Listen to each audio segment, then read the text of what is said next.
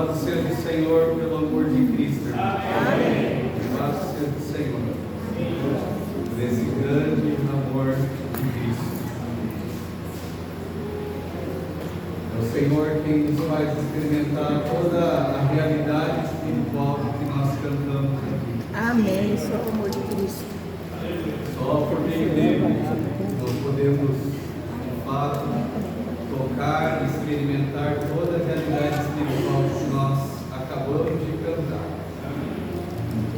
Ontem estivemos em Nova Odessa e em um momento algo que o irmão me falou, me fez lembrar aqui, quando nós lembramos que a igreja é o corpo de Cristo. Sim. Quando nós lembramos que a igreja é o edifício de Deus, quando nós lembramos, como foi pregado também ontem, que todos nós somos templo, santuário, habitação do Espírito Santo, irmãos, isso nos deve fazer entender que de fato todos aqui são preciosos. Não existe ninguém no nosso meio que não seja importante. Não existe ninguém no nosso meio que seja pequeno, que seja desnecessário. A todos aqui Deus amou, a todos aqui Deus chamou, Deus concedeu dons. Todos têm uma função no corpo de Cristo. Todos são necessários, todos são preciosos para o Senhor e também para cada um de nós. Então, quando nós abraçamos os irmãos e dizemos, né, para esse irmão e para essa irmã, eu preciso de ti, irmãos, isso não é da boca para fora. É verdade. Se entendemos que verdadeiramente somos corpo de Cristo, Sim. se entendemos verdadeiramente que somos família de Deus e que todos nós estamos nessa família juntos, se entendemos que todos nós somos companheiros espirituais e estamos numa carreira juntos, quando dizemos, irmão, você é precioso para mim. Amém. E eu preciso de ti. Amém. Amados, isso não é da boca para fora. É verdade. Jesus é o Senhor. Amém. Aleluia. Vamos continuar na comunhão? Mateus 17, 5. Quem achou, vamos ler juntos? Amém. Falava ele ainda, quando uma nuvem luminosa os envolveu, E eis vindo da nuvem uma voz que dizia: Este é o meu filho amado, em quem me comprazo, a ele ouvi. Amém. Vamos ler também, irmãos, o Evangelho de João, capítulo 1. João 1,14.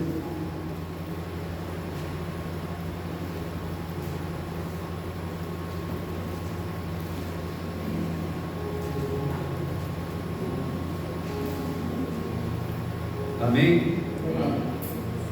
E o Verbo se fez carne e habitou entre nós, cheio de graça e de verdade, e vimos a sua glória, glória como do unigênito do Pai. Vamos orar? Senhor, uma vez mais, voltamos os olhos do nosso coração para Ti. É o nosso desejo nessa noite Te tocar, Senhor. Deixa-nos Te tocar. Pai, tira todo o véu do nosso coração, para que possamos enxergar que Jesus é o Cristo, Sim. o Teu Filho, ó Deus. Amém. Senhor, deixa-nos Te tocar como aquele que é o caminho, a verdade e a vida. Deixa-nos Te experimentar, Te tocar como aquele que é a ressurreição e a vida. Amém. Deixa-nos, Senhor, Te conhecer, Te tocar como a luz do mundo e a luz da vida. Ah, Senhor, deixa-nos te tocar como a videira verdadeira. Amém. Aleluia, porque nós somos os seus ramos. E aleluia, Senhor, nós reconhecemos que sem Ti, nada, absolutamente nada nós podemos fazer. Se movemos, se existimos, se pregamos, se ouvimos, se servimos, se somos servidos, se estamos aqui, é por causa do Senhor. Amém. Nada podemos fazer sem o Senhor. É verdade, nada. Ó Senhor, nós te louvamos porque o Senhor é o pão da vida. Amém. Ajuda-nos a te comer nessa noite, a te desfrutar, a te tocar, a te ter como a nossa sabedoria, a nossa justiça, a nossa santificação e a nossa redenção. Amém. Não queremos apenas as suas bênçãos, não queremos apenas as suas coisas, queremos o Senhor mesmo. Amém. Nada menos que o Senhor nós queremos. Queremos te ter, queremos te tocar, queremos ser tocados por ti, Senhor. Amém. Queremos, Pai. Te amamos, Te Senhor. amamos, Senhor. Te amamos. Nós te amamos. Amém. Amém. Aleluia. Amém. Oh, Senhor. Irmãos, o encargo é continuar falando sobre a vida do Senhor Jesus. Esses versículos que nós acabamos de ler, o primeiro fala de algo que aconteceu ali no Monte da Transfiguração.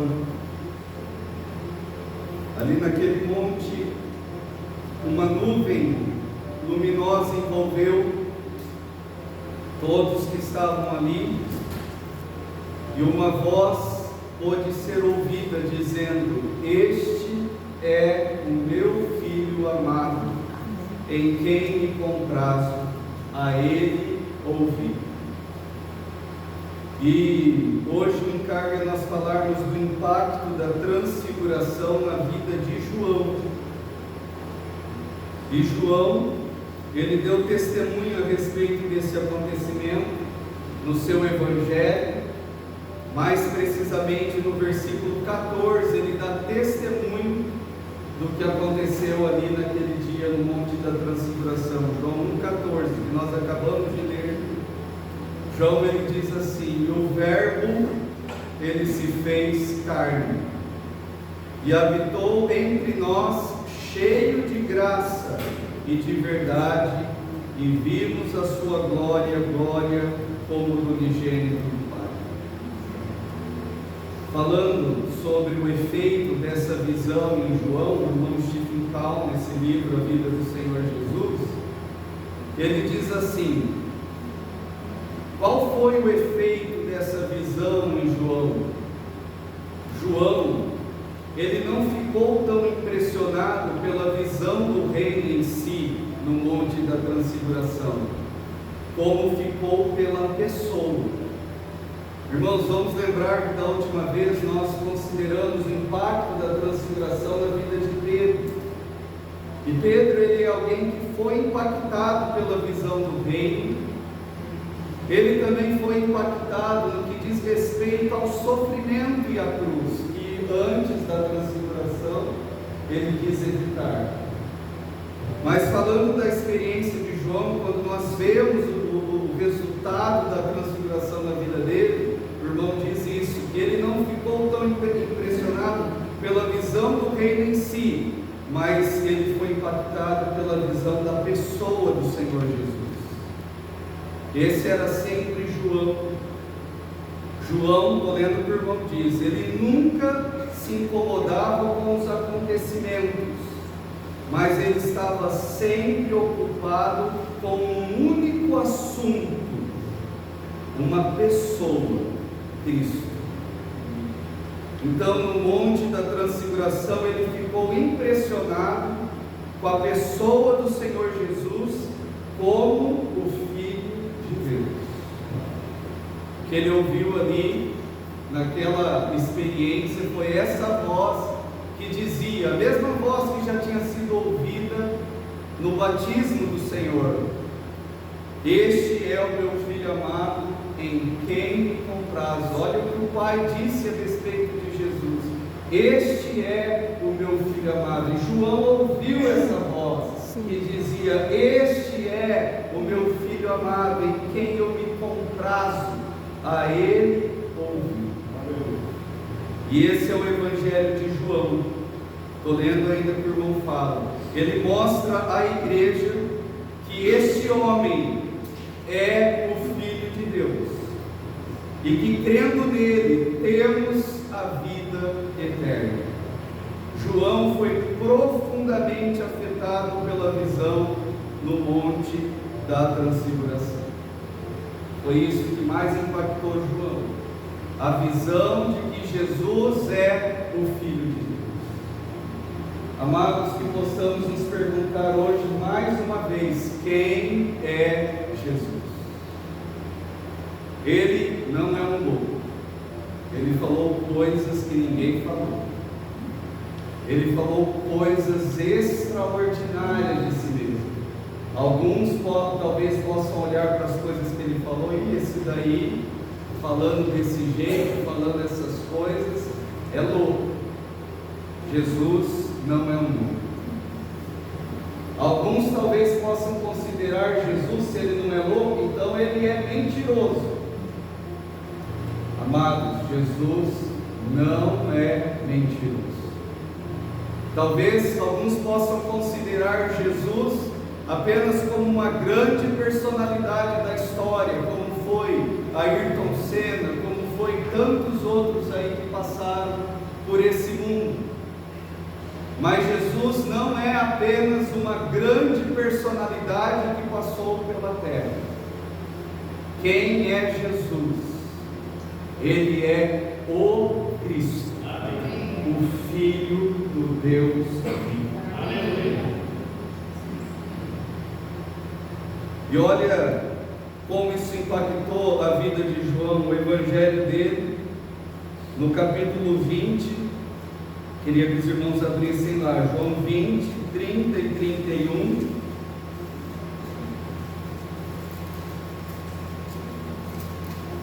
Nesses versículos, João, ele explica qual é o propósito desse evangelho que ele escreveu.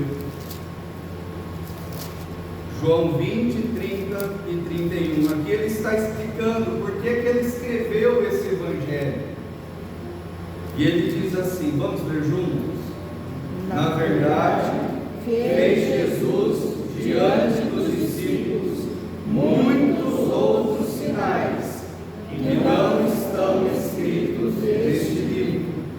Estes, porém, foram registrados para que creiais que Jesus é o Cristo, o Filho de Deus, e para que crendo tenhais vida em seu nome. Aleluia. João está explicando que os sinais, Jesus fez muitos sinais, mas os sinais que foram registrados nesse evangelho, ele registrou os sinais para que, quando nós lêssemos, nós pudéssemos crer que Jesus é o Cristo, o Filho de Deus. E crendo, nós teríamos vida em seu nome. Amém. Louvado seja o Senhor por isso. Amém. Nesse evangelho foram registrados 7 sinais. Ontem o André, ele compartilhou de como Isaías, ele, para esperar no Senhor e aguardar o Senhor, ele olhava para os seus filhos que foram dados por Deus como sinais. Foi Deus que deu 2 filhos para Isaías, e foi Deus que disse, coloca o nome desse primeiro assim, e coloca o nome desse segundo assim. Os filhos dele eram sinais dados por Deus. E aqui nós também somos levados nesse evangelho a olharmos para sinais.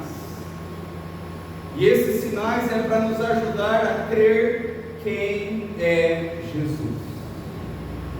O primeiro sinal que ele realizou foi transformar água em vinho. Está lá no capítulo 2. O segundo sinal que ele realizou foi curar o filho de um oficial do rei. Está lá em João capítulo 4.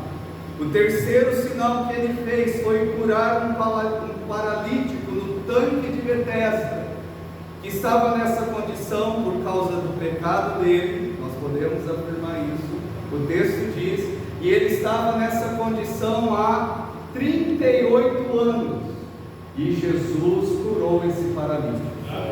Por quê? Para que nós pudéssemos crer que ele é o Cristo, o Filho de Deus. Ele caminhou sobre a água. Isso está no capítulo 6. Ele curou um cego de nascença. Agora não é por causa do pecado dele.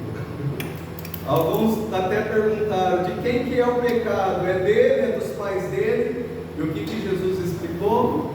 Não é nem de um e não é nem de outro, mas é para que vocês possam ver a glória de Deus. Amém.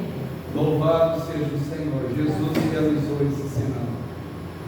Jesus, ele ressuscitou a Lázaro. Isso está lá no capítulo 11. Então esses são os 7 sinais. O Evangelho de João também nos mostra que Jesus, ele é o grande eu sou. Ele é o grande eu sou. Os jovens é para lembrar do acampamento, não é? Já tivemos acampamento tanto para falar dos sinais, não foi, André? Tanto para falar, quanto para falar dos 7 eu sou de Jesus. Quem é Jesus? Ele é o pão da vida. Isso foi o que ele disse. Se talvez eu saísse dizendo aí, ó, eu sou o pão da vida, alguns iam falar e pirou. Mas Jesus disse, eu sou o pão da vida. E ele falou, que vem a mim jamais terá fome. Eu sou o pão vivo que desceu do céu, e se alguém dele comer, viverá eternamente.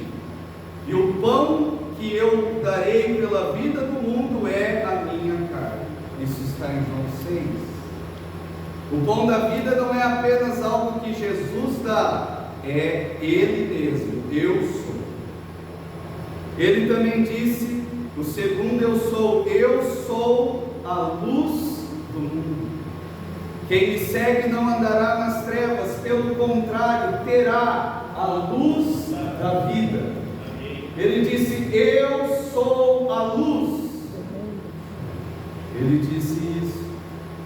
Jesus também declarou nesse evangelho, dizendo, eu sou a porta das ovelhas. Eu sou a porta. Se alguém entrar por mim, será salvo. Entrará e sairá e achará pastagem. Jesus também disse, eu sou o bom pastor. Eu não sei qual é a sua necessidade hoje, eu não sei qual que é o seu problema, eu não sei qual é a sua condição, mas ouça isso que o Senhor Jesus disse, eu sou o bom pastor. O bom pastor, ele dá a vida pelas ovelhas. Eu sou o bom pastor e conheço as minhas ovelhas. E elas me conhecem a mim. Amém. Eu conheço as minhas ovelhas e elas me conhecem a mim. Aleluia. Que extraordinário. Maravilhoso. O Senhor nos conhece, cada um. Oh, Senhor. E quem é ovelha do Senhor também conhece o Senhor. Sim. Ele também disse, eu sou a ressurreição e a vida. Quem crê em mim, ainda que morra, viverá. e todo o que vive e crê em mim não morrerá eternamente. Amém. Louvado Aleluia. seja o Senhor. Oh, Senhor Jesus. O Senhor também disse, é o sexto eu sou. Sim. Eu sou o caminho. O A caminho. palavra caminho aqui também significa método. Irmãos, muitas vezes nós gostamos de nos apegar a métodos. Muitas vezes nós gostamos de escolher um caminho ou outro, mas Jesus ele diz, eu sou o caminho, a verdade e a vida. Eu sou. Ninguém vem ao Pai senão por mim. Se vós me tivesseis conhecido, conheceríeis também a meu Pai, e desde agora o conheceis e o tendes visto. Tudo isso é maravilhoso. E por último, Jesus também disse, presta atenção nisso. Jesus falou, eu sou a videira verdadeira, e o meu Pai é agricultor. Isso está em João 15. Eu sou a videira, vós os ramos. Quem permanece em mim, Amém. e eu nele, esse dá muito fruto. Porque, ouçam isso, amados, porque sem mim, alguma coisa, sem mim, algumas coisas, é isso? Sem mim, nada. Nada. Irmãos, hoje eu ouvi meu pai falando desse versículo. Que declaração absurda, que declaração extraordinária. Ele disse isso: sem mim, nada Nada. podeis fazer. Fazer. É verdade. A palavra diz que se nós nos movemos e existimos é porque fazemos isso no Senhor. Nada, sem Ele, nada nós podemos fazer. Que declaração tremenda essa daqui.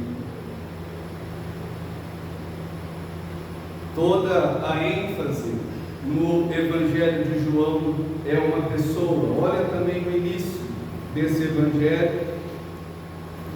Vamos lá para o capítulo 1, João 1.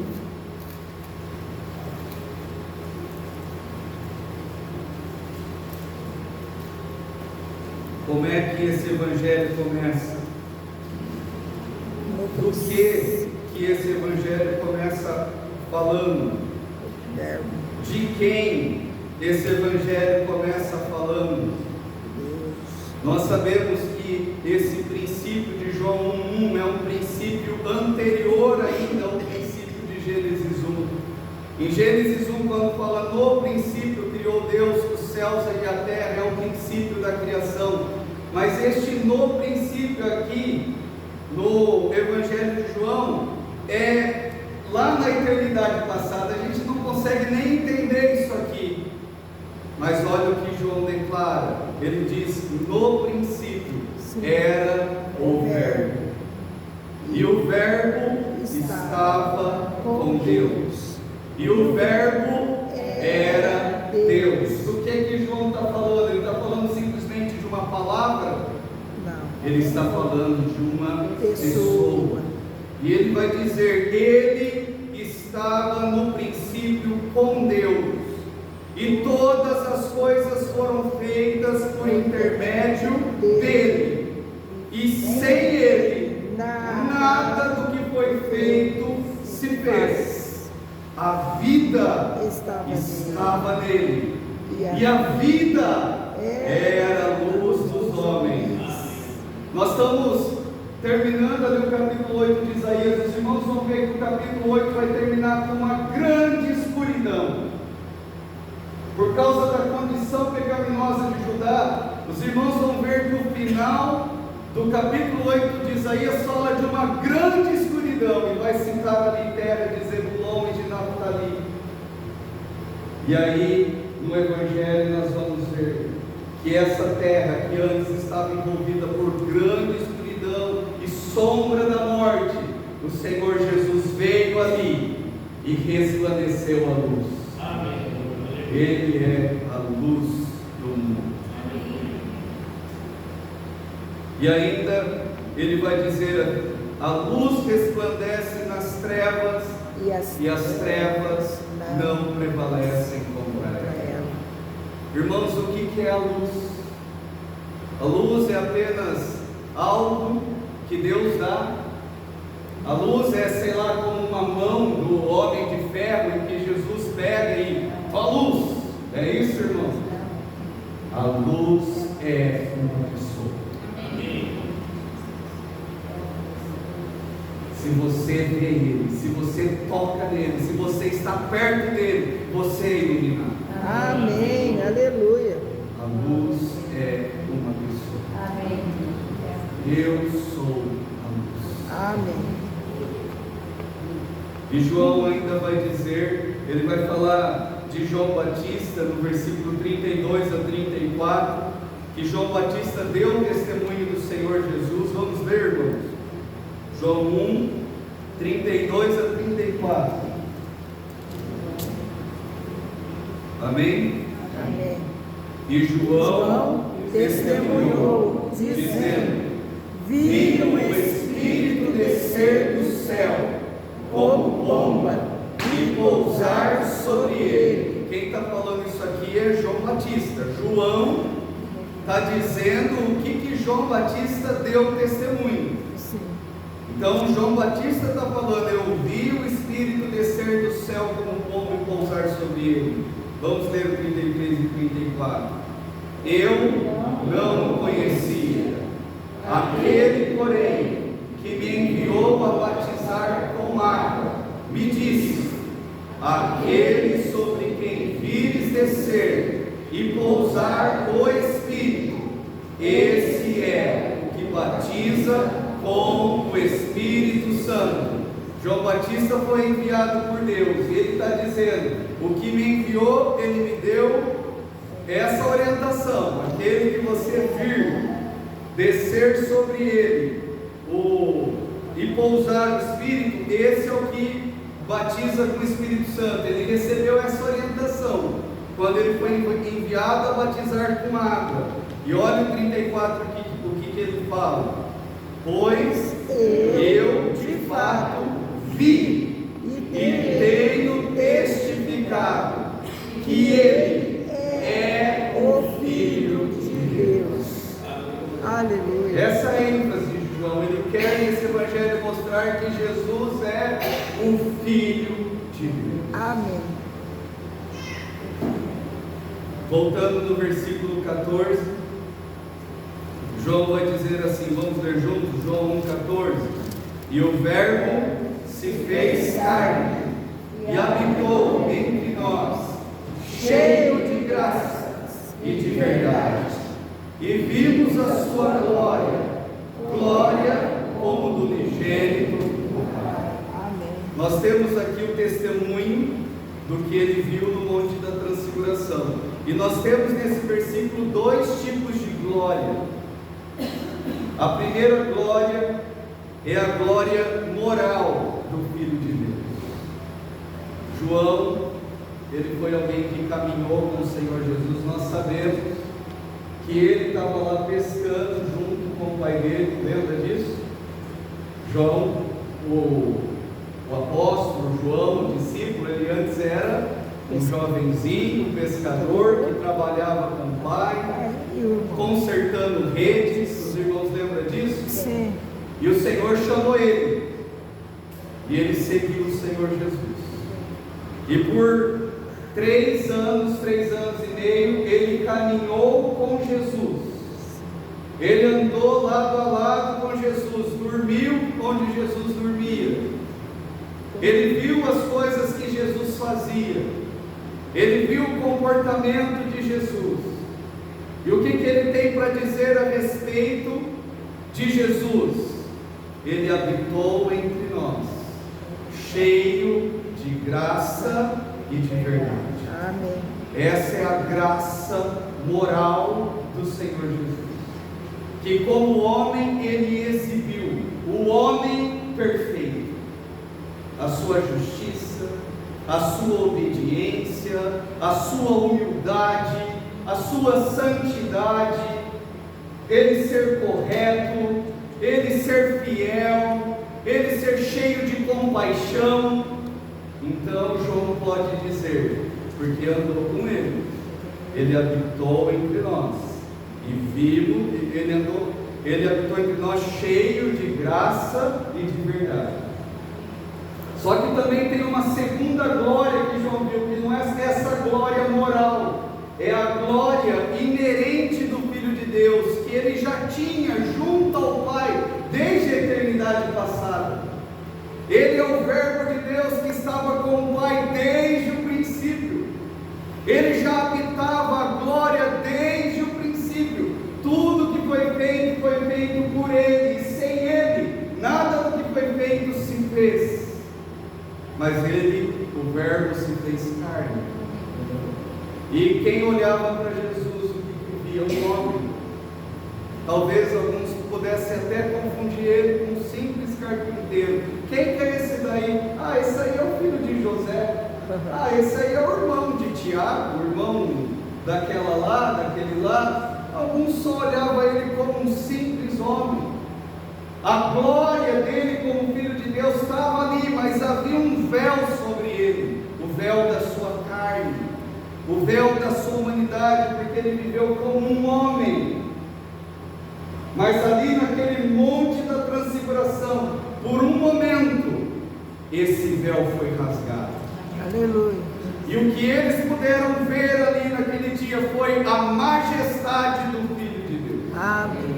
A glória do unigênito do Pai. Amém. Esse Jesus não é apenas um homem comum, ele é o Filho de Deus. Aleluia. Amados, para encerrar, eu gostaria, esse encerrar vai levar um tempinho, não põe expectativa tão rápido. Mas para encerrar, que nós possamos crescer no conhecimento do Filho de Deus. Amém. Que nós possamos crescer. Sim. Efésios 4, versículo 13, por causa do tempo eu vou citar. Efésios 4, 13, é um versículo tão precioso. Eu creio que precisamos gastar tempo nesses itens. Paulo ele fala assim: até que todos cheguemos à unidade da fé e do pleno conhecimento do Filho de Deus. Eu vou parar por aqui, tem mais coisas que ele vai dizer. Mas um anseio, não apenas pessoal de Paulo, mas um anseio coletivo. Aqui ele está falando do corpo, ele está falando da igreja como edifício de Deus, ele está falando não só de si mesmo, mas de outros. E ele está falando dessa meta, desse objetivo até aqui, apenas alguns? Não, só os que estão desse lado, esse lado não. Irmãos, até aqui, todos. Cheguemos onde? Ao pleno conhecimento. Um conhecimento completo do Filho de Deus. Eu queria te perguntar algo nessa noite. Não seja rápido para responder. Não seja rápida para responder. Não seja. Pensa. Eu gostaria de te perguntar: você conhece a Jesus? Eu vou perguntar de novo: você conhece a Jesus? Aqui ele está falando, irmãos, de nós chegarmos ao pleno conhecimento do Filho de Deus. Pedro, na sua epístola em 2 Pedro 1, ele vai falar 3 vezes. 2 Pedro 1, primeiro versículo 2, ele diz assim, 2 Pedro 1, 2: graça e paz vos sejam multiplicadas no pleno conhecimento de Deus e de Jesus, o nosso Senhor. Pedro também está falando aqui de nós termos um pleno conhecimento de Deus e de Jesus, o nosso Senhor. Olha o verso 3 agora, vamos ler juntos? Visto como pelo seu divino poder nos têm sido doadas todas as coisas, que conduzem à vida e à piedade, Sim. pelo conhecimento completo daquele que nos chamou para a sua própria glória e virtude. Fala de nós termos um conhecimento completo daquele que nos chamou para a sua glória e virtude. E por último, olha o versículo 8. Vamos ler também o 8. Porque estas coisas, existindo em vós e em vós aumentando, fazem com que não sejais nem inativos, nem infrutuosos no pleno conhecimento de nosso Senhor Jesus Cristo. Mais uma vez, ele fala de conhecimento pleno do nosso Senhor. Ele vai falar que algumas coisas que ele mencionou antes, como a fraternidade, o amor, a perseverança, tudo que ele mencionou antes, elas devem crescer na nossa experiência, para que nós possamos chegar ao conhecimento pleno do nosso Senhor Jesus.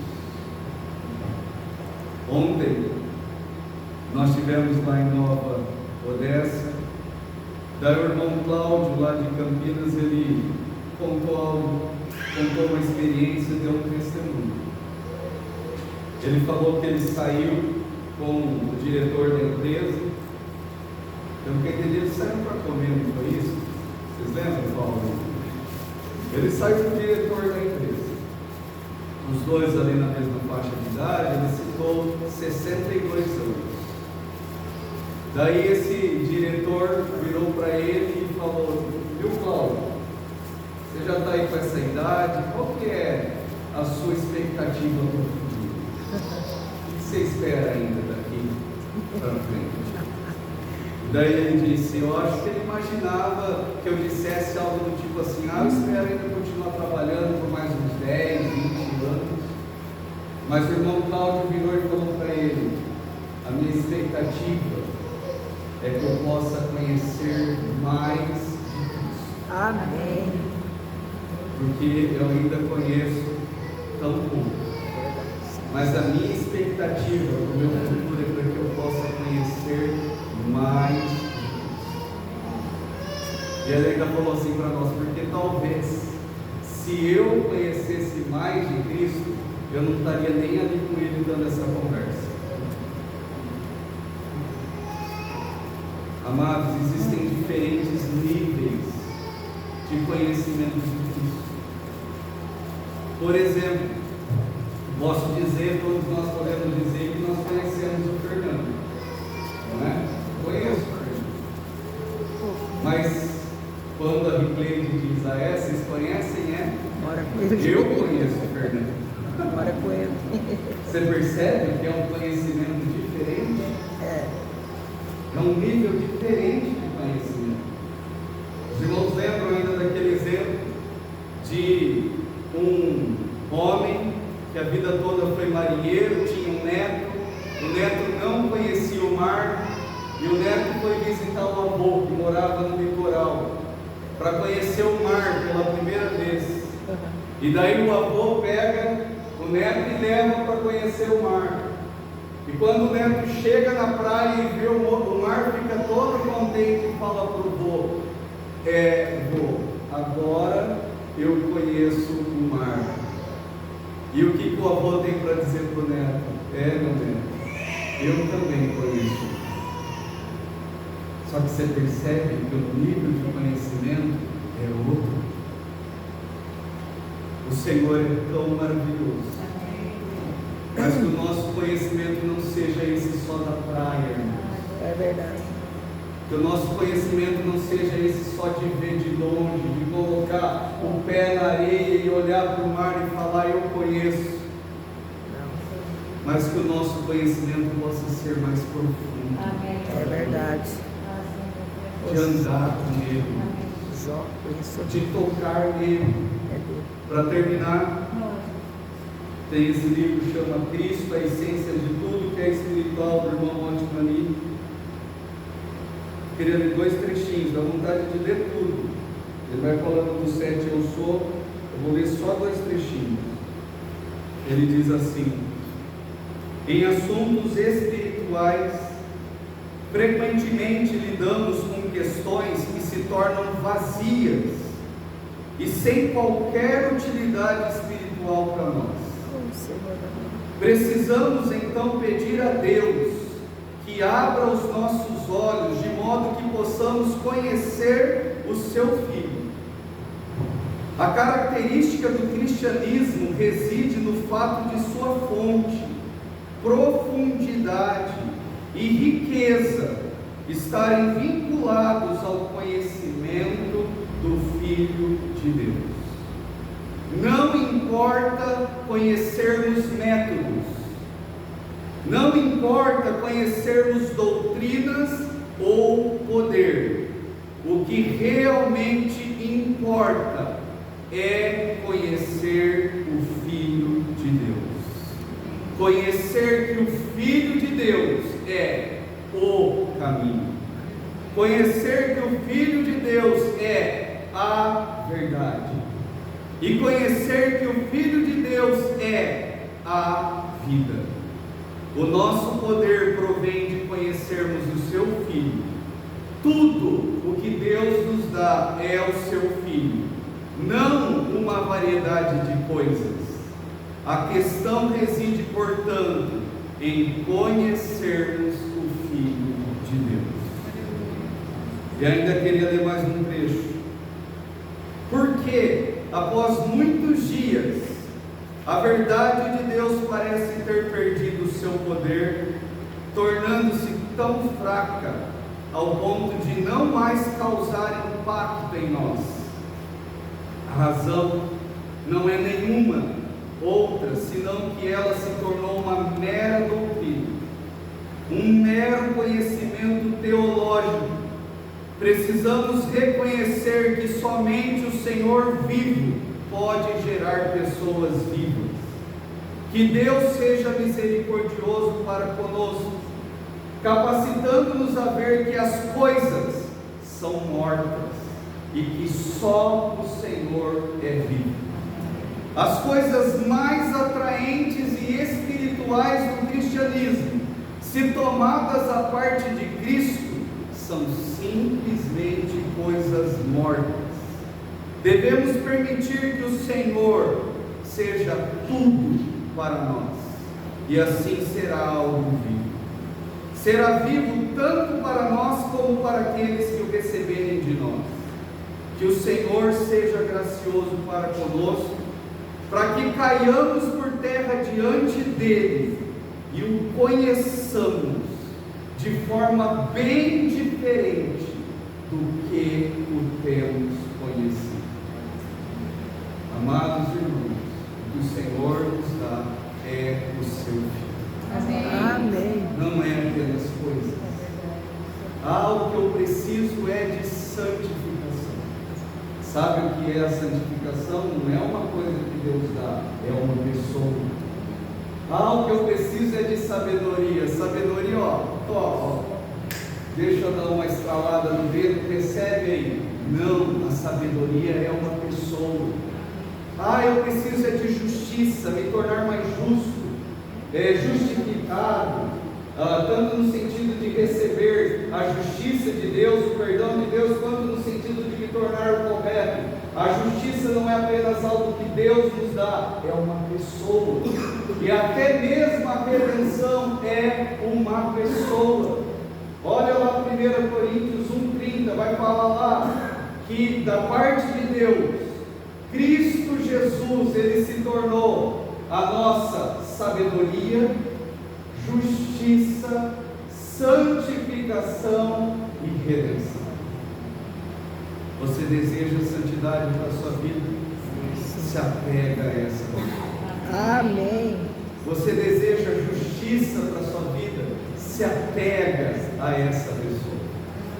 Você necessita de sabedoria? Se apega a essa pessoa. Se você tem o Senhor, você tem tudo. Amém. Se você não tem o Senhor, você não tem nada. João, para encerrar a sua epístola, ele diz assim: aquele que pratica o pecado, 1 João 3,8, procede do diabo, porque o diabo vive pecando desde o princípio. Para isso se manifestou o Filho de Deus, para destruir as obras do diabo. 1 João 4,15, aquele que confessar que Jesus é o Filho de Deus, Deus permanece nele e ele em Deus. Jesus é o Filho de Deus, e aquele que confessar isso, Deus permanece nele e ele em Deus. Amém. 1 João 5,5, quem é o que vence o mundo, senão aquele que crê ser Jesus o Filho de Deus? 1 João 5,12, aquele que tem o Filho tem a vida, aquele que não tem o Filho de Deus não tem a vida. 1 João 5,13, estas coisas eu vos escrevi, a fim de saberdes que tendes a vida eterna, a vós outros que credes em o nome do Filho de Deus. E por último, 1 João 5,20, também sabemos que o Filho de Deus é vindo e nos tem dado entendimento para reconhecermos o verdadeiro, e estamos no verdadeiro, em seu Filho, Jesus Cristo. Este é o verdadeiro Deus e a vida eterna. Amém. Aleluia. Vamos orar. Eu vou orando e depois disso os irmãos podem se achegar. Se os irmãos quiserem já ir buscando as coisas, pode ir lá. Senhor, nós te damos graças, Senhor. Amém. Por quem o Senhor é. Amém. Pai, que por meio do Espírito Santo, Senhor, possamos fazer crescer no conhecimento do Seu Filho. Amém. Até que cheguemos a esse pleno conhecimento do Filho de Deus. Ah, Senhor, como o irmão Cláudio testemunhou, esse é o desejo também do nosso coração. Queremos olhar para o futuro. Não sabemos, Senhor, quanto tempo ainda teremos. É verdade. Não sabemos ainda, Senhor, quanto tempo falta para o Senhor voltar. Mas uma coisa é certa, Senhor, nós queremos crescer no conhecimento do Senhor. Queremos te tocar. Obrigado, Senhor, por ter nos tocado nessa noite. Por ser o nosso bom pastor. Sim, Pai Deus. Obrigado por ser a porta que nós podemos entrar. Amém. E também, se quisermos, podemos sair. É verdade, Senhor. Ah, o Senhor é tão bom. O Senhor é bom. Ó Senhor, te louvamos porque o Senhor é a nossa videira verdadeira e todos nós aqui somos os seus ramos. Amém. E reconhecemos uma vez mais, sem Ti, nós não podemos fazer nada. Ah, Senhor, queremos te tocar nessa noite uma vez mais como a luz do mundo. Que o Senhor possa resplandecer agora.